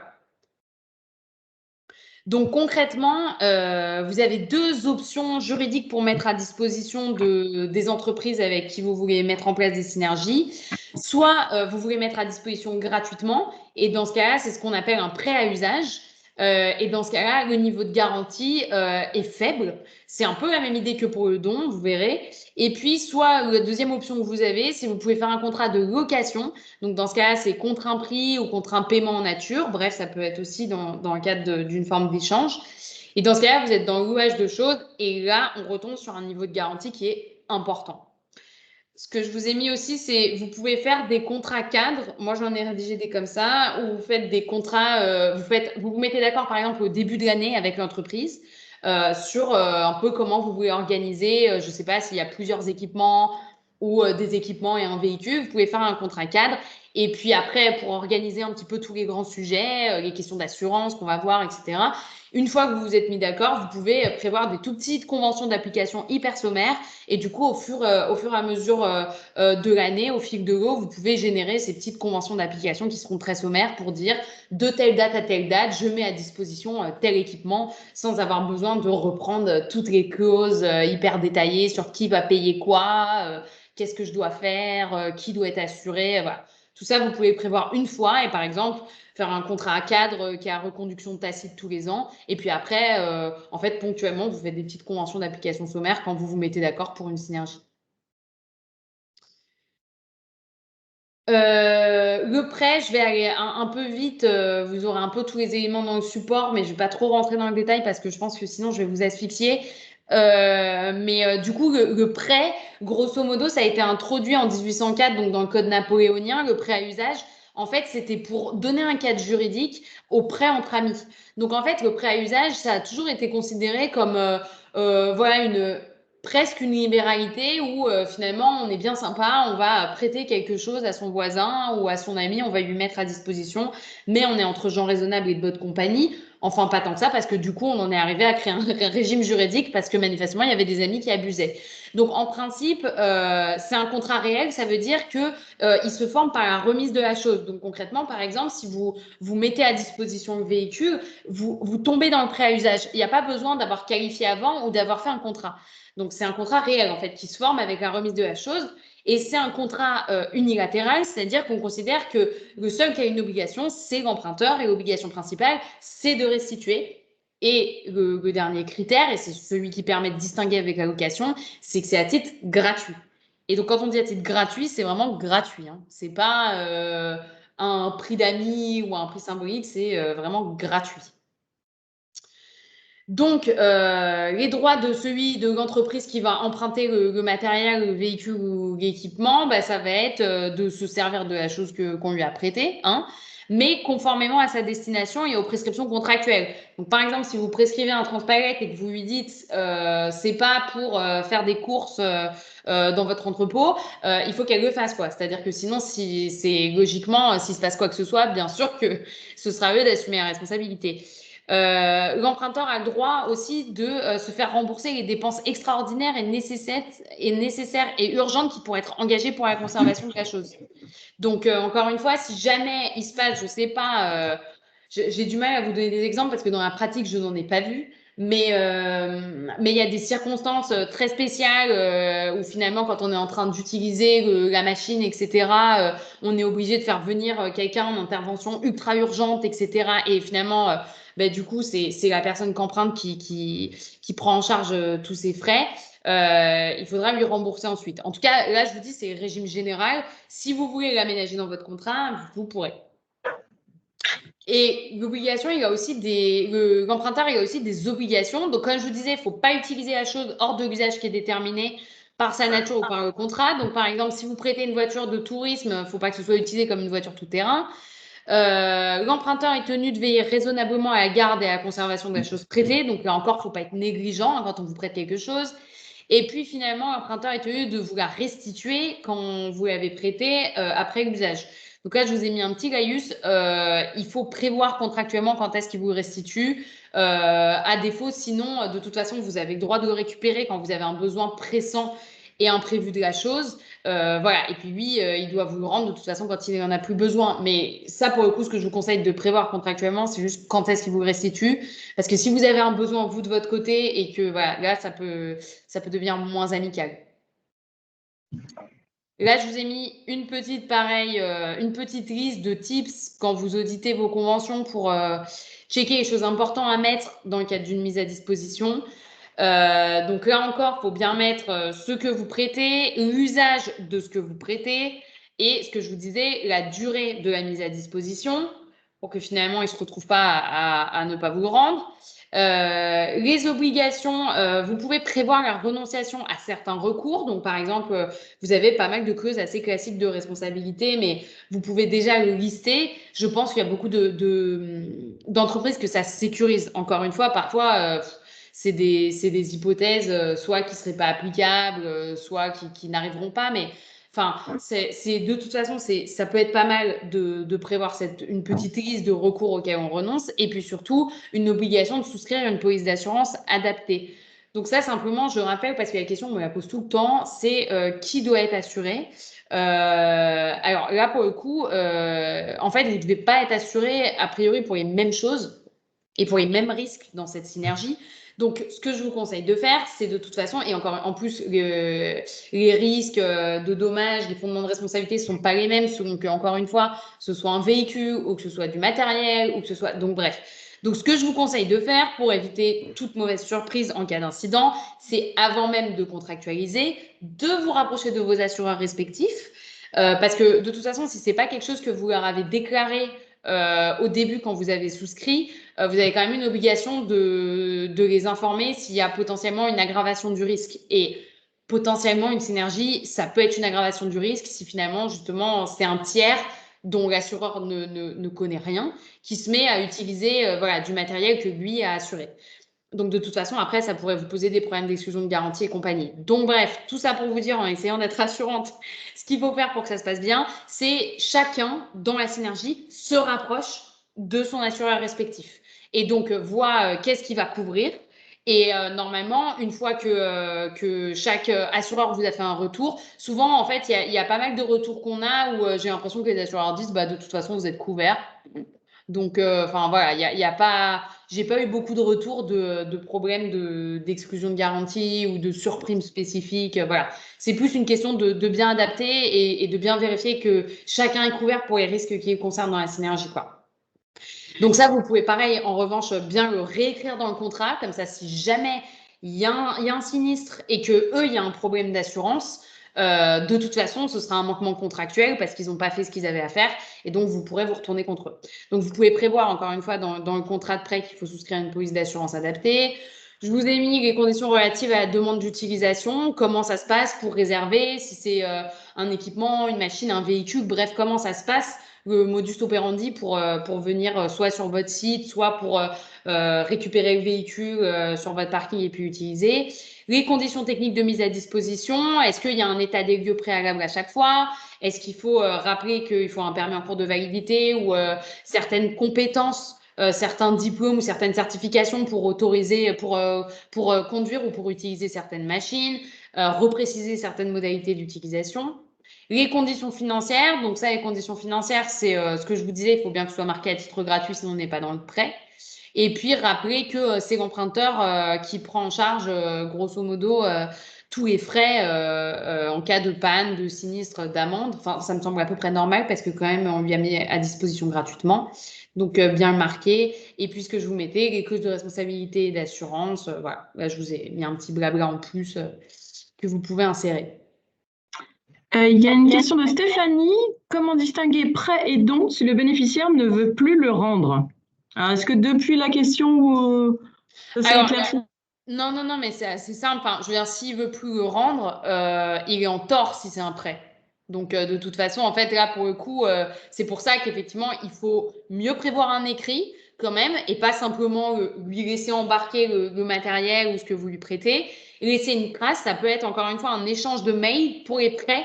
En fait, la jurisprudence considère que voilà, on accepte de manière assez large que on fait pas de contrat parce que justement on est dans cette relation plus ou moins amicale, c'est le prêt et compagnie. Mais dans tous les cas, garder un écrit et justement rappeler que c'est une mise à disposition temporaire, rappeler que c'est un prêt, enfin qu'il n'y ait pas d'ambiguïté sur le fait que justement, enfin vous lui donnez pas, vous lui transférez pas la propriété, vous lui mettez gracieusement à disposition pour une durée déterminée. Mais du coup, si c'est un prêt et qu'il veut pas vous rendre, c'est ce que je vous mettais, c'est sanctionné pénalement, c'est ce qu'on appelle un abus de confiance, hein, si justement il refuse de vous le rendre. Donc pour le coup, il n'y a pas trop intérêt à jouer à ça. Donc vous veillez simplement à ce que ce soit clair au moment où vous lui remettez que c'est bien un prêt temporaire et une mise à disposition et non pas un don et un transfert de propriété. Mais en tout cas, vous aurez des leviers ensuite pour récupérer, hein, ça, il n'y a pas de souci. Ok, ben merci. C'est bon. Stéphanie a dit c'est très clair. Et donc le dernier focus, c'est sur la location. Donc encore une fois là, ça peut être intéressant. En revanche, il faut vraiment quand même peser le pour et le contre. Parce que vous allez voir, vous avez quand même beaucoup de responsabilités et beaucoup de garanties. Donc, si c'est quelque chose d'un peu ponctuel que vous faites, faut réfléchir quand même. Voilà, donc le contrat de location, donc c'est ce qu'on appelle un bail, hein, de manière générale. Donc après, vous avez les baux d'habitation, les baux commerciaux, compagnie, mais on peut appeler ça un bail, même si c'est de la location de biens mobiliers, hein. Mais bref, on va appeler ça contrat de location parce que le bail, ça fait quand même très, très maison. Et donc, le contrat de location, c'est au contrat où vous avez une partie qui s'oblige à faire jouir l'autre d'une chose pendant un certain temps, moyennant un certain prix que l'autre s'oblige à payer. Donc là, pour le coup, c'est pas comme le prêt où je vous disais, en fait, il n'y a qu'une personne, grosso modo, qui s'oblige, c'est l'entreprise qui emprunte et qui a l'obligation de rendre. Là, c'est un contrat où il y a bien deux obligations. Il y a celui qui doit mettre quelque chose à disposition et celui qui doit payer le prix. Donc, c'est un contrat qui est plus équilibré et pour le coup, qui est plus équilibré, mais du coup, qui est plus lourd si vous êtes l'entreprise qui voudrait louer du matériel, un équipement, un véhicule. Donc, vous avez des obligations qui ressemblent un petit peu à ce qu'on a vu tout à l'heure si vous vous mettez à vendre des biens. C'est vous avez l'obligation de délivrance conforme. Donc là, pour le coup, si vous dites, par exemple, justement, je vous mets à disposition tel véhicule ou telle machine, il faut que ça fonctionne. Vous avez une obligation de jouissance paisible, donc vous ne pouvez pas le déranger pendant qu'il l'utilise. Donc là, par exemple, contrairement au prêt où je vous disais tout à l'heure, si vous avez prêté justement, je ne sais pas, un transpalette ou compagnie, là, en fait, quand vous l'avez prêté, si vous avez un besoin urgent de la chose, vous pouvez venir le récupérer. Là, dans la location, ce n'est pas le cas en fait. Le gars en face, il paye, donc grosso modo, vous devez lui garantir qu'il peut utiliser paisiblement pendant la durée qui a été prévue, etc. Donc ça, pareil, c'est quand même déjà un peu plus lourd. Et puis après, vous avez une obligation d'entretien que vous devez effectuer vous spontanément. C'est-à-dire que vous devez entretenir la chose en état de servir à l'usage pour lequel elle a été louée. Donc, c'est à vous de spontanément en fait faire cette espèce de veille pour garantir finalement que justement l'équipement peut être bien utilisé, etc. Et puis, vous avez aussi une obligation de réparer. Là, pour le coup, c'est seulement si vous le demandez. Enfin, vous n'êtes pas non plus sauron avec un œil qui va partout. Donc, du coup, c'est si vous le demandez. Mais si vous le demandez, vous êtes obligé c'est ce qu'on appelle les réparations locatives. Donc, c'est les réparations qui sont nécessaires pour utiliser. Donc là, encore une fois, ça, vous serez obligé de le faire. Donc déjà, ça commence à chiffrer un peu plus. Enfin, voilà, il faut trouver un équilibre, en tout cas économique, dans la location. Et après, vous avez deux garanties. Vous avez la garantie, la garantie des vices cachés. Donc là encore, il faut que le vice existe antérieurement. Je vous ai mis à la vente, mais c'est à la location et ne pas être apparent. Et puis, vous avez la garantie contre les troubles de jouissance causés par des tiers. Bref, je ne développe pas plus en détail, mais grosso modo, vous avez des garanties que vous n'avez pas quand vous prêtez. C'est que si jamais, justement, il y a un souci, il y a anguille sous roche pendant que la machine est utilisée ou que le véhicule est utilisé et que c'était bien un vice caché qui permet plus d'utiliser, c'est votre responsabilité et c'est à vous de gérer et de réparer les dommages que ça peut causer. Et puis, si jamais, justement, pareil, imaginons que vous ayez mal organisé votre synergie et que vous vous mettez à louer à deux entreprises en même temps. Si du coup, l'entreprise qui est censée utiliser la machine ne peut pas le jour où elle avait prévu, parce qu'en fait, vous vous êtes aussi engagé vis-à-vis d'une autre, bah là, pareil, en fait, ce sera à vous, si vous gérez mal, c'est ça qu'on entend par les troubles de droit et les troubles de jouissance causés par des tiers. Ce sera votre problème et ce sera à vous de gérer, quoi. Donc, et puis le dernier qui est important, il y a une obligation d'information et de conseil qui est vraiment très, très renforcée. Et là, qui n'est pas simplement pour si vous êtes dans le champ du code du travail où effectivement, là, de toute façon, vous ne pouvez pas y échapper. Mais là, qui est une obligation beaucoup plus large. On considère que le loueur, c'est comme le vendeur. En fait, il est censé connaître la chose. Là, en plus, je ne pense pas qu'un juge serait indulgent avec vous parce que si c'est justement des biens qui vous appartiennent, que vous utilisez à titre professionnel, clairement, on considère que vous êtes à même de donner un parfait conseil et une parfaite information. Donc voilà, vous avez une obligation d'information qui est lourde, qui peut engager votre responsabilité, mais en plus qui peut vous prendre du temps, voilà, parce qu'il faut être capable de transmettre toutes ces informations à votre locataire. Les obligations quand même justement de votre locataire ou qu'on appelle aussi le preneur, c'est de vous payer quand même parce que c'est la moindre des choses. Et puis après, c'est ce qu'on se dit, ça revient aussi, c'est ce fameux usage raisonnable de la chose. Donc, pas d'abus de jouissance, l'utiliser selon la fonction qui a été prévue au contrat. Ça, j'avais un exemple il n'y a pas longtemps justement d'une entreprise, un accident du travail, une consoeur qui avait justement un dossier où il y avait des salariés qui avaient fait un apéro dans un entrepôt et où il y avait justement des accessoires de levage, etc. et qui s'en étaient servis un peu comme des tyroliennes. Du coup, bref, accident du travail. Là, encore une fois, la question était de savoir même si on pouvait reprocher quelque chose à l'employeur. Mais ce que je veux dire, c'est que grosso modo, voilà, ça, il y a toujours une limite, c'est-à-dire que vous ne pouvez pas être responsable si les gens font n'importe quoi avec ce que vous leur donnez, quoi. Enfin, là, en l'occurrence, avec ce que vous leur louez. Et puis, conserver la chose louée, bien sûr, et être en mesure de vous la rendre comme il l'a reçue. Donc là, pour le coup, lui, il a aussi de l'entretien et de la réparation à faire. C'est plus ce qu'on met dans le cadre des réparations locatives et de menu entretien. Donc, juste pour vous expliquer, parce que là, vous avez bien vu, il y a votre obligation, vous, de réparer et d'entretenir, et puis il y a aussi la sienne.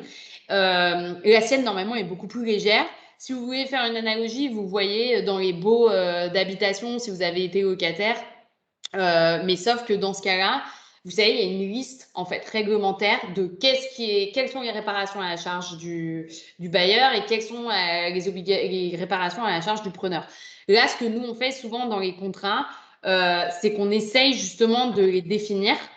C'est de faire pareil en fait que pour un bail d'habitation. C'est que dans les petits contrats d'application, par exemple pour, je sais pas, tel équipement ou telle machine, si on met à disposition pendant 1 an, eh ben, on se met d'accord en fait. Qui va prendre en charge quel type de réparation, etc. Donc vous pouvez, ça dans votre contrat, vous mettre d'accord plutôt que de rester sur ce genre de notion qui est quand même très large et où vous connaissez même si vous avez été locataire dans un appartement, c'est pareil, où on commence à se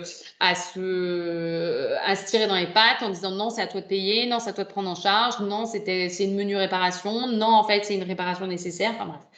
Après, ça empêche que la relation soit pacifiée. Donc ça, c'est quelque chose que vous pouvez faire dans votre contrat, c'est bien définir qui doit payer quel type de réparation ou d'entretien. Vous pouvez mettre des paliers aussi en fonction du montant de la réparation. Enfin, il y a plein de choses que vous pouvez imaginer. Là, on est dans la liberté contractuelle. Il n'y a rien qui est prévu par les textes. Donc, c'est à vous de définir. Et puis, je vous ai mis le dernier, il est quand même responsable, là encore, c'est normal, des dégradations et des pertes qui sont subies par la chose louée. Mais en revanche, il ne sera pas responsable de la vétusté et de l'usure.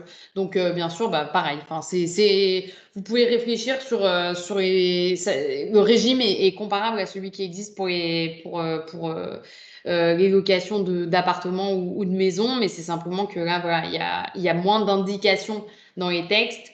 Donc, ce sera à vous aussi quand même de préciser un peu tout ça. Et donc, avant-dernière slide de mémoire, là, je vous ai mis pareil une petite liste sur des points de vigilance ou des clauses dans l'intérêt. Là, je vous ai mis du loueur. Donc, c'est l'entreprise qui va louer. Pourquoi je les mets dans l'intérêt du loueur? Parce qu'effectivement, il faut trouver un équilibre contractuel. Encore une fois, c'est à vous de voir. Mais je pense que pour les entreprises qui acceptent de s'engager dans cette démarche, comme on l'a vu, les grosses garanties, elles pèsent sur le loueur. Donc, c'est quand même cette entreprise souvent qui prend un peu plus de risques. Donc, je pense que contractuellement, c'est elle qui peut un petit peu tirer la couette de son côté pour essayer de contractuellement essayer d'apaiser tout ça. Surtout si, encore une fois, elle ne demande pas un prix mirobolant, quoi. Donc, je vous ai mis, qu'est-ce que je vous ai mis? Le loueur du matériel doit informer le locataire si le véhicule ou le matériel n'est pas assuré.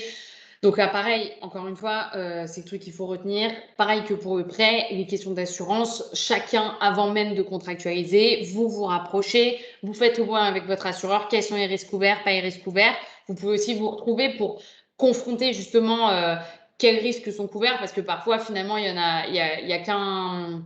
y a une partie des risques qui est couverte que pour rien, mais en fait, ça sert à rien de couvrir 2 fois. Enfin bref, il y a vraiment une popote assurantielle à faire en amont. Mais du coup, contractuellement, vous pouvez refaire le point sur l'assurance ou vous pouvez de manière beaucoup plus légère, tout simplement renvoyer, comme on disait tout à l'heure, à l'obligation de couvrir tous les risques liés au présent contrat et puis ça vous permet de tout englober. Voilà. Et puis apporter les informations nécessaires en matière de sécurité. Donc ça, vous pouvez, et je vous le conseille vraiment, si vous êtes dans le cadre de, comme on disait tout à l'heure, il y a vraiment une obligation de conseil et d'information qui est bien renforcée pour le contrat de location. Donc par exemple, donner, bien sûr, transmettre tous les documents liés à l'utilisation, les notices, les fiches de sécurité, enfin tout ce que vous avez, les modes d'emploi. Et puis, même, voilà, vous pouvez faire des petites fiches de synthèse avec les principales causes d'accident, les mesures de prévention. Par exemple, en transmettant des documents que vous avez mis en interne sur l'utilisation de telle machine ou de telle chose. Voilà, vous pouvez tout à fait, je vous le conseille, le transmettre à l'entreprise à laquelle vous allez mettre en disposition ces biens-là. Voilà, vous pouvez, souvent on met quand même une clause justement qui met bien que le locataire déclare bien connaître la chose et la prendre en l'état. Pareil pour essayer de baisser un petit peu les exigences en termes de jouissance paisible et puis de délivrance conforme. Je vous conseille de le mettre aussi de manière plus large. Ça permet pareil de faire descendre un petit peu la pression et puis que vous vous retrouviez pas à devoir renouveler et à devoir, par exemple, je sais pas, réacheter du matériel neuf parce qu'en fait, vous aviez mal spécifié ou vous n'aviez pas spécifié et il y a des fonctionnalités qui ne marchent pas sur ce que vous avez mis à disposition alors que vous ne l'aviez pas précisé. Enfin, bref. Donc, cette clause-là est quand même bien intéressante. Prévoir aussi, par exemple, que le loueur n'a aucune obligation d'entretien durant la location, que le locataire va prendre en charge tous les frais de réparation. Là encore, hein, je vous le dis, c'est des clauses loueur, mais qui de toute façon sont généralement négociées, ou comme je vous disais, on se met plutôt d'accord, on essaie de se répartir tout ça. Prévoir voilà, qu'il n'y a pas de garantie en cas de mauvais fonctionnement du matériel, ni de vice caché qui empêcherait l'usage de la chose. C'est comme pour la vente, vous pouvez essayer de l'exclure. Après, je ne vous dis pas, dans le cas de la location et en fonction de ce que vous mettez à disposition, je ne vous dis pas qu'en cas de contentieux, ces clauses-là, elles sont en béton armé. Hein. C'est des trucs, on tente parfois, on n'est pas toujours sûr. Après, au pire, c'est écarté, donc parfois, vaut mieux tenter. Voilà, être précis sur les usages et transmettre tous les manuels et autres fiches de sécurité au locataire, c'est ce que je vous disais. Et puis la fameuse clause, pour finir, de responsabilité et d'assurance, pour rappeler que c'est le locataire qui a la garde exclusive de la chose, qu'il va être responsable de tous les dommages qu'il causerait dans le cadre de son utilisation, que sa police couvre les sinistres en lien avec le véhicule ou le matériel durant la location. Voilà. Donc ça, encore une fois, vous pouvez mettre des clauses de responsabilité et d'assurance bien longues. Et je vous mets la dernière slide et comme ça, après, on peut peut-être plus passer à vos questions. Donc, en conclusion, pour limiter votre responsabilité, si vous voulez au début plus être dans de l'expérimentation, déjà, pensez gratuit, privilégiez le prêt et le don. Il y a quand même, encore une fois, quasiment aucune garantie qui pèse sur vous si vous êtes l'entreprise qui prête ou qui donne. Donc, c'est quand même très bien. Et puis, prévoir un écrit, même lapidaire par un échange de mails, encore une fois, il n'y a pas forcément besoin d'énormément de formalisme si c'est du prêt ou du don. Et puis, informez vos assureurs. Donc, faites le petit point avec eux pour vérifier que les risques de la synergie sont couverts et que ça ne constitue pas une aggravation des risques que vous avez déclarés. Le deuxième, bien sûr, si la synergie va concerner des équipements de travail, des machines, des accessoires de levage ou des moyens de protection, rendez-vous dans le code du travail, faites bien la liste. Et puis après, donnez-le à votre juriste pour qu'il aille à la pêche pour vérifier les prescriptions et les éventuelles interdictions qui seraient applicables. Et puis, bien sûr, éviter les synergies avec des objets ou des matières ayant un statut de déchet. C'est sûr qu'en termes de responsabilité, ça permet de limiter tout ça au transfert de propriété. Et j'en ai fini. Merci Elisabeth. Je vous laisse reprendre vos esprits tous. Alors, je reprends les questions dans l'ordre. Livia, vous aviez dit que vous aviez une question et vous venez de relever la main. Donc, je ne sais pas si c'est 2 questions ou une. Je vous laisse la parole. Merci. On ne vous entend pas, en revanche, Livia. C'est vrai? Alors là, on a entendu, c'est vrai. Oui. Ouais. Est-ce que là, vous m'entendez? Oui. Bon, très bien. Sinon, je peux enlever le haut-parleur. Salutations à Elisabeth, que j'ai encore plaisir à écouter, et pour son expertise que j'ai déjà expérimentée ce d'autres fois. Donc, merci beaucoup pour cette présentation. Merci à Pauline également pour l'organisation. J'ai une double question. Une qui sera peut-être plus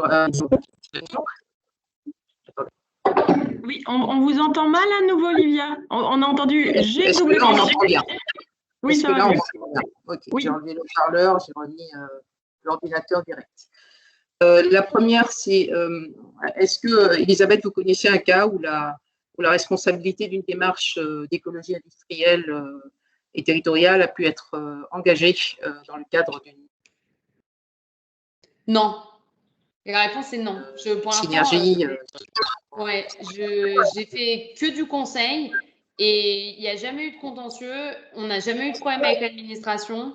Voilà, moi, j'ai pas eu de cas, encore une fois, surtout des démarches qui ont été faites vraiment en toute transparence, de bonne volonté, avec un cadrage, voilà, où il y a une vraie traçabilité. Il y a, voilà, tant que c'est pas détourné, j'ai jamais vu. Hein. Moi, encore une fois, un type de contentieux, de problème avec l'administration en matière de déchets, que ce soit au niveau pénal ou au niveau administratif, les seuls cas que j'ai eus, c'est des cas qui sont très loin des démarches de IT, qui sont des cas vraiment frauduleux ou quasi mafieux, voilà, où on essaye d'enterrer des déchets dangereux, où on essaye d'éliminer ces trucs-là dans des cours d'eau, où on essaye d'enterrer ça sur des sites naturels. Ça, je l'ai vu, mais après, ou des ICPE, par exemple, qui se laissent complètement aller et qui se mettent à faire de l'entreposage et à déborder chez les voisins. Enfin, voilà, l'administration est quand même, encore une fois, sur les sujets déchets, ne se saisit des problématiques que quand il y a une atteinte à l'environnement ou à la sécurité des personnes. Donc, à partir du moment où, quelque part, on est sur des synergies où c'est absolument pas le cas et où, voilà, il n'y a pas de sujet, il n'y a pas d'accident, il n'y a pas de pollution.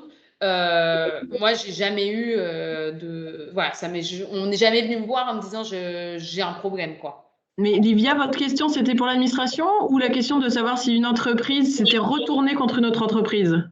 Une entreprise qui se serait retournée contre une entreprise, voire même surtout contre un animateur IT pour je sais pas, un équipement qu'il aurait peut-être récupéré contre une petite rétribution financière et qui ne fonctionnerait pas. Donc ce matin, j'ai mis en synergie deux entreprises sur des volets roulants et des extracteurs d'air, etc. Ils les ont récupérés ce matin.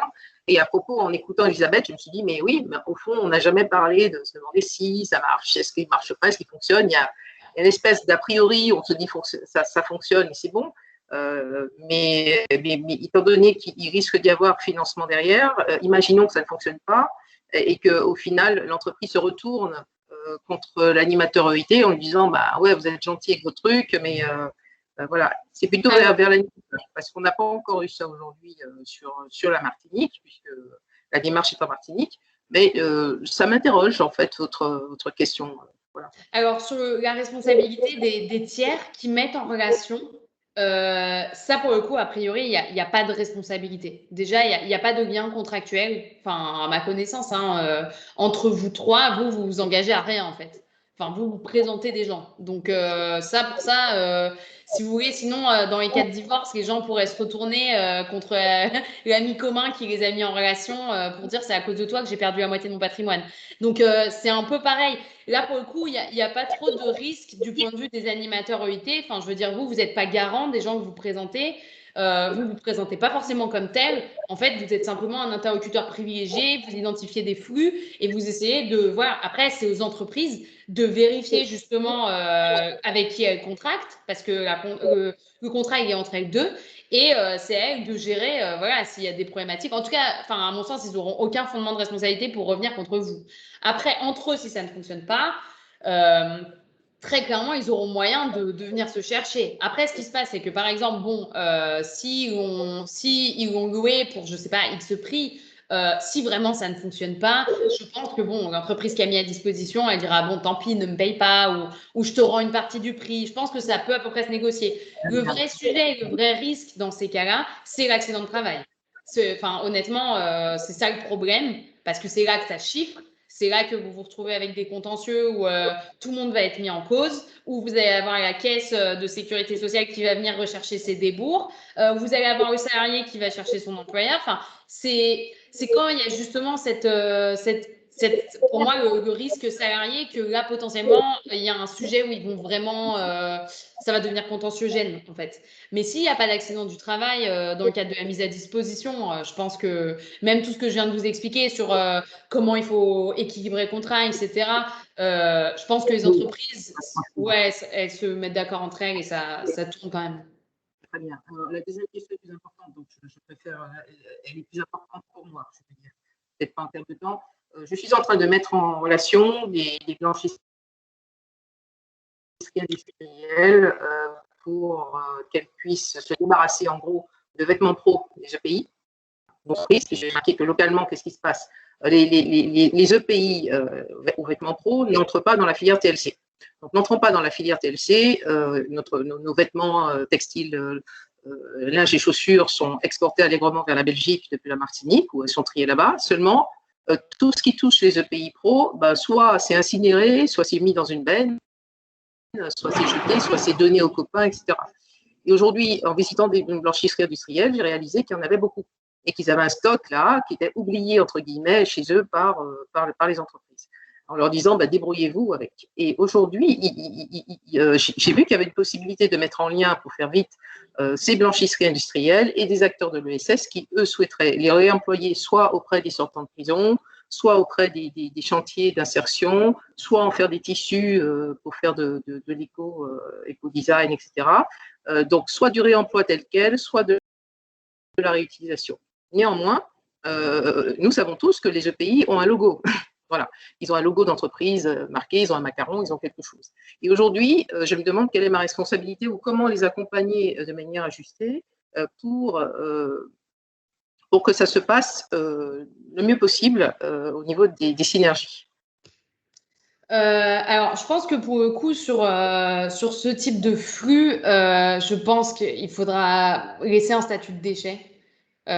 Pour le coup, et qu'il faudra les céder à des opérateurs justement qui font de la préparation à la réutilisation, sachant que la préparation à la réutilisation, vous avez le contrôle, les menus réparation, vous avez pas mal d'opérations, justement, il y a pas mal d'ateliers en fait qui font de la préparation en vue de la réutilisation. Alors pour les EPI Pro, je vous avoue que j'en ai pas connaissance, mais je vois pas ce qui s'oppose à ce que ce soit le cas en fait, tout simplement.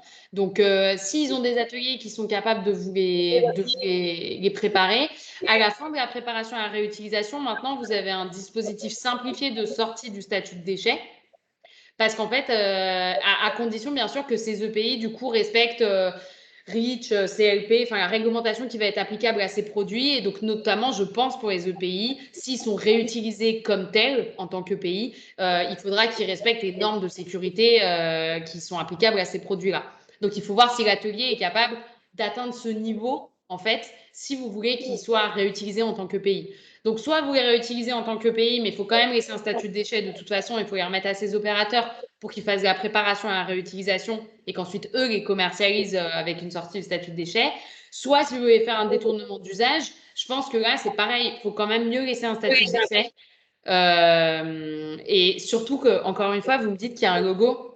Et donc, justement, je pense que si jamais on les remet à des acteurs associatifs ou plus ou moins, ou qui disent oui, moi je vais vous les repréparer, ou oui, nous en fait on va en faire du détournement, on va les utiliser pour faire telle ou telle chose, mais en fait finalement ils ne le font pas, plus tard ça reste sur le site, etc. Là l'administration elle ira chercher le propriétaire de base des EPI où il y a le logo, quoi.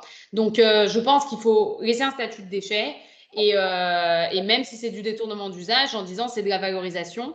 Et du coup, pour le coup, il y aura un détournement d'usage, je vous conseille de, pareil, dans la session, que l'entreprise qui les remet demande d'avoir la preuve du nombre qui est valorisé, quoi. Et qu'est-ce qu'ils deviennent, quoi. Qu'on leur fasse une sorte de reporting à la fin de l'année en leur disant soit ceux qui font de la préparation à la réutilisation, combien on a remis sur le marché, et soit ceux qui font du détournement d'usage et qui les valorisent autrement pour fabriquer d'autres types d'objets, qu'est-ce qu'on en a fait, où est-ce qu'on les a mis, à qui on les a transmis, etc. Enfin, maintenir une traçabilité, quoi. D'accord.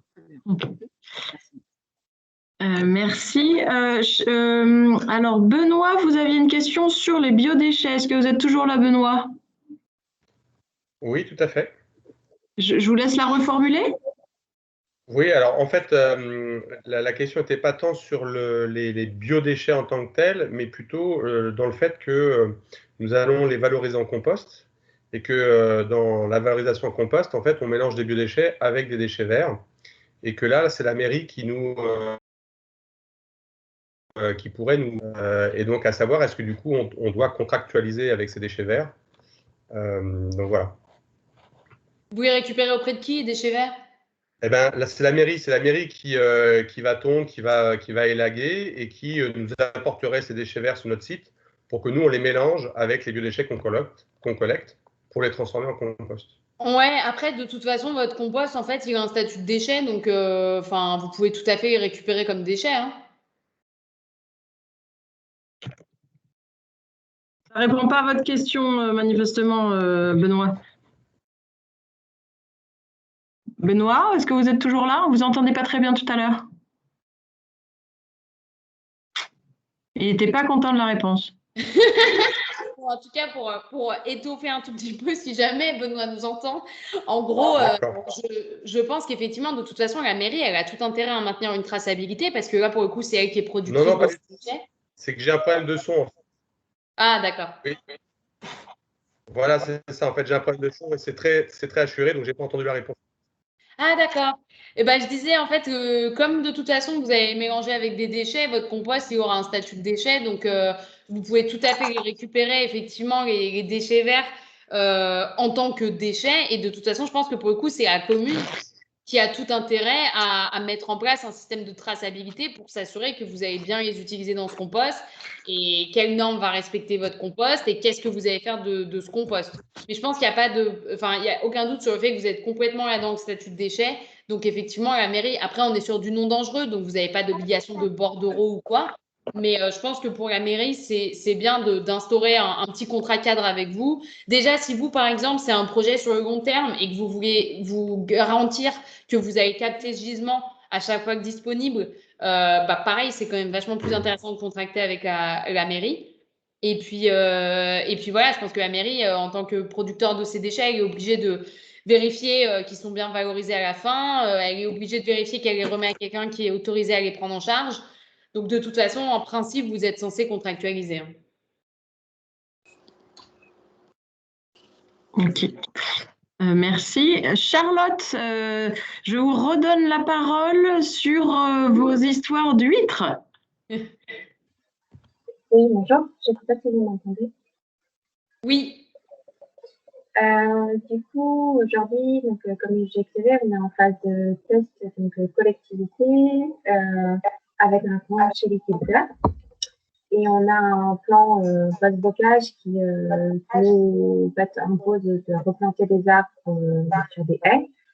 Et d'habitude, on utilise des poches plastiques dédiées à cet usage en neuf. Et en fait, on a voulu remplacer ces poches neuves par des poches à huîtres qui sont un déchet pour le conchyliculteur. Donc aujourd'hui, ils les stockent vraiment en son arrière-cour. On en a récupéré certaines et on les a mises en place comme des poches neuves. Et donc là, on aimerait bien, les tests sont concluants et on aimerait bien étendre en fait cette pratique. Mais moi, j'aimerais vraiment que ce soit cadré. Et la question que je me posais, c'était quel type de document il fallait mettre entre les deux structures.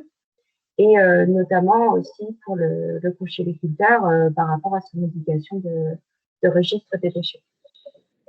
Ok. Ouais, effectivement, il n'y a pas de souci. Alors, comme vous dites, vu que c'est un déchet, de toute façon, le contrat cadre, ce sera. Faut prévoir un contrat cadre pour voir vous combien de temps ça va durer, quelles sont les quantités, etc. Mais vous pouvez faire un contrat de fourniture de poches à huîtres. Et vous pouvez faire un contrat cadre de fourniture et bien spécifier que c'est un contrat de fourniture, que ces matières ont le statut de déchets, c'est en vue de leur valorisation justement pour ces projets de plantation d'arbres, etc. Vous pouvez même les identifier, etc. etc. Eux, ce qu'ils ont à faire, c'est simplement de consigner dans leur registre de suivi des déchets. Dans les modes de traitement, effectivement, ils n'auront pas un code ICPE, mais ils vont simplement dire valorisation matière et puis ils peuvent renvoyer à vous, enfin mettre l'utilisateur final. Et la seule chose qui est importante, encore une fois, ce ne sera pas une valorisation finale, parce que pour le coup, vous allez les utiliser pour les arbres, mais on est d'accord qu'à un moment, les arbres n'en auront plus besoin. Et ils seront évacués, là, pour le coup, ils seront peut-être éliminés. Oui, tout à fait. Ok. Ben, du coup, en fait, pour lui, la traçabilité, ce qui est important, c'est qu'il y ait ce fameux contrat de fourniture de poche à huîtres, qui met bien que c'est un statut de déchet, qui identifie éventuellement le code déchet, qui dit bien que c'est pour une valorisation matière dans tel ou tel type de projet selon telle modalité, et par exemple de lui fournir, je ne sais pas si jamais il le souhaite, mais encore une fois, si lui il s'en fout, ne vous fatiguez pas, mais si lui il le souhaite, lui fournir une attestation, par exemple, annuelle, en lui disant il y a X poches qui ont été déployées pour la plantation d'arbres, il y a X poches du coup qu'on n'a pas utilisées et qu'on a éliminées de telle manière. Et puis, vous pouvez aussi lui faire un reporting si jamais, encore une fois, j'ai aucune idée de combien de temps les arbres en ont besoin, mais aussi au moment où vous les remettez au final à un collecteur, quand c'est terminé et qu'elles ont été valorisées mais que vous ne pouvez plus rien en faire. Là, vous pouvez lui montrer l'attestation justement que ça a été remis à un prestataire agréé de valorisation ou d'élimination de déchets. Et du coup, lui, il a une traçabilité jusqu'au bout. Mais en tout cas, effectivement, je pense que c'est pareil, ça peut être bien de contractualiser pour garantir la traçabilité. Après, ça m'a l'air quelque chose d'assez assez ludique et pas trop dangereux. Donc, de toute façon, je pense que voilà, si en plus c'est une personne publique qui est censée gérer la fin de vie des poches à huîtres, je m'inquiète pas trop. D'accord, très bien. Je vous remercie. On a deux dernières questions et puis Benoît qui complétait. Jérémy avait des questions sur les porte-coupe-feu. Comment on peut favoriser le réemploi de tout ce qui est ERP? Est-ce qu'il y a des contraintes supplémentaires justement pour ce type de matériel? Ouais, alors le problème, c'est que a priori, ce qu'on fait généralement, c'est qu'on les fait recaractériser parce que sinon les assureurs ils veulent pas couvrir. Donc du coup, ce que vous pouvez faire, vous avez des bureaux de contrôle. Alors c'était il y a pas longtemps, hein, mais moi là pour le coup, je préfère le dire, je n'ai pas de commission chez eux, mais je trouve que ce qu'ils proposent est génial. Donc je vous donne cette solution parce que j'en avais pas vu des solutions aussi simples avant. Vous avez Alp Control qui a créé le pass réemploi et en gros ils font une presta pour requalifier justement les composants, les matériaux de construction. Parce que sinon, voilà, il y a tout ce problème qu'on va vous dire, le marquage CE est caduc ou pas. Enfin bref, après, il y a tous les sujets qui se posent et surtout, il y a les problèmes d'assureurs. Donc, vous pouvez passer par ce bureau de contrôle qui va vous les requalifier et vous dire, ouais, feu vert, ça peut être couvert par les assureurs. Et du coup, vous produisez ça à votre assureur et globalement, il vous dit, OK, d'accord, c'est bon. Donc, moi c'est le meilleur truc que j'ai vu, c'est sorti il n'y a pas longtemps.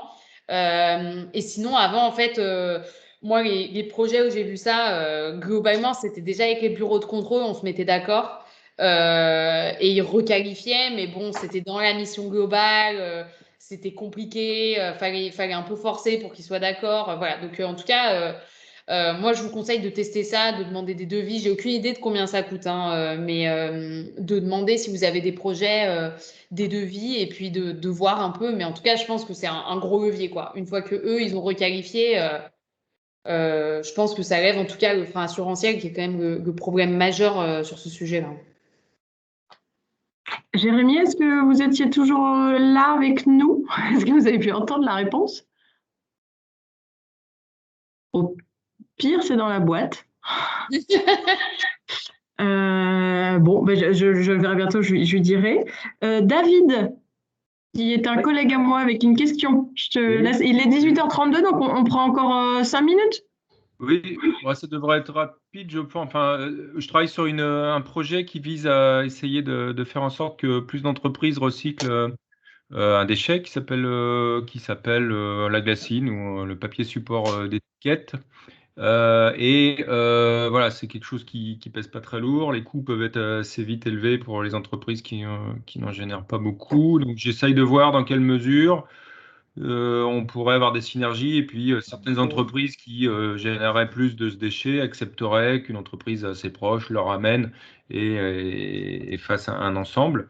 Donc si j'ai cru comprendre que donc ça pouvait s'envisager et se formaliser de manière peut-être assez simple au travers peut-être même d'un simple email, où la société donc qui accepterait de prendre cette glacine dirait voilà, nous avons accepté tant de kilos de glacine de la société A à telle date, quelque chose comme ça?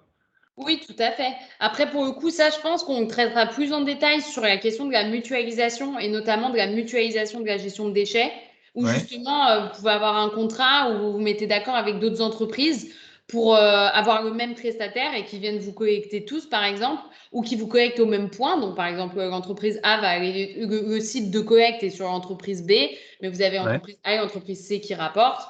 ouais, C'est quelque chose qui se fait tout à fait. Mais effectivement, même à deux, moi, je vois pas de problème à ce qu'effectivement, une entreprise qui réussisse à avoir des contrats intéressants parce qu'elle a des stocks de glacine à énormes et elle peut récupérer un tout petit volume supplémentaire et du coup proposer un tarif plus intéressant pour l'autre entreprise, se ouais, propose de le faire. Effectivement, comme vous dites, le seul sujet, c'est de bien garantir en termes de registre de suivi de déchets que c'est bien remis à tel prestataire et puis que, par exemple, l'entreprise qui va justement remettre tous ces lots de déchets à son collecteur produise une attestation pour l'autre entreprise, pour que justement, s'il y a un contrôle ou quoi que ce soit, l'autre entreprise soit capable de dire, bah oui, ce flux-là de déchets, ils sont pris en charge directement par le collecteur via cette entreprise, quoi. ouais. Et, enfin, ouais. Parce qu'après, le but, c'est vrai que si, enfin, j'imagine plutôt des choses qui se font, qui se fassent à titre gratuit. Donc, il faut que ce soit assez simple pour l'entreprise qui accepterait de prendre le déchet d'une entreprise qui soit proche. Donc, comment dire, voilà, faire juste un document vers cette entreprise qui a amené le déchet pour prouver qu'elle a bien accepté ce déchet, ça suffirait a priori. Il faut qu'il y ait une traçabilité, quoi, mais. Ouais, il faut qu'il y ait une traçabilité en fait. C'est juste qu'il faut se dire, il faut que vous soyez sûr que la deuxième entreprise qui a l'air très très sympa et qui a Ouais, l'air OK pour payer pour l'autre et pour ouais, récupérer ses déchets, elle lui remet à un mec agréé, hein. C'est ouais, juste ça ouais. qu'il faut vérifier, hein. Parce que Oui, si derrière, finalement, c'est fiasco, parce qu'il y avait des prix hyper intéressants, parce que oui, justement, en fait, finalement, c'était border, le gars était semi-déclaré, voilà. Là, oui. pour le coup, du coup, ça revient sur l'autre, quoi. Enfin, Ouais, ouais. les deux D'accord. seront en cause. Mais vu qu'ils auront joint leur flux, ça peut être problématique pour la petite entreprise, quoi. Oui, oui. Et oui, d'accord. Et si par contre on peut pas faire autrement que effectivement d'avoir un coût à payer, l'entreprise qui reçoit la collecte, elle peut refacturer à l'autre entreprise. Oui, tout à fait. Pas un problème non plus. Non. D'accord. Bon, Mais ok. de toute façon, je pense que du coup, ça vous intéressera bien le dernier, la dernière session, je crois que c'est en septembre, mais du coup, qui est vraiment sur ces hypothèses, mutualisation D'accord. de salariés ou mutualisation de gestion de déchets, enfin, la D'accord. mutualisation, quoi. Ok. Ouais, très bien. Merci. Merci. Alors, je crois qu'on a appris toutes les questions. Alors, il y a des mises en relation. Charlotte Rousseau est intéressée par, a priori, ce dont tu viens de parler. Donc, est-ce que tu peux échanger avec Charlotte? Voilà.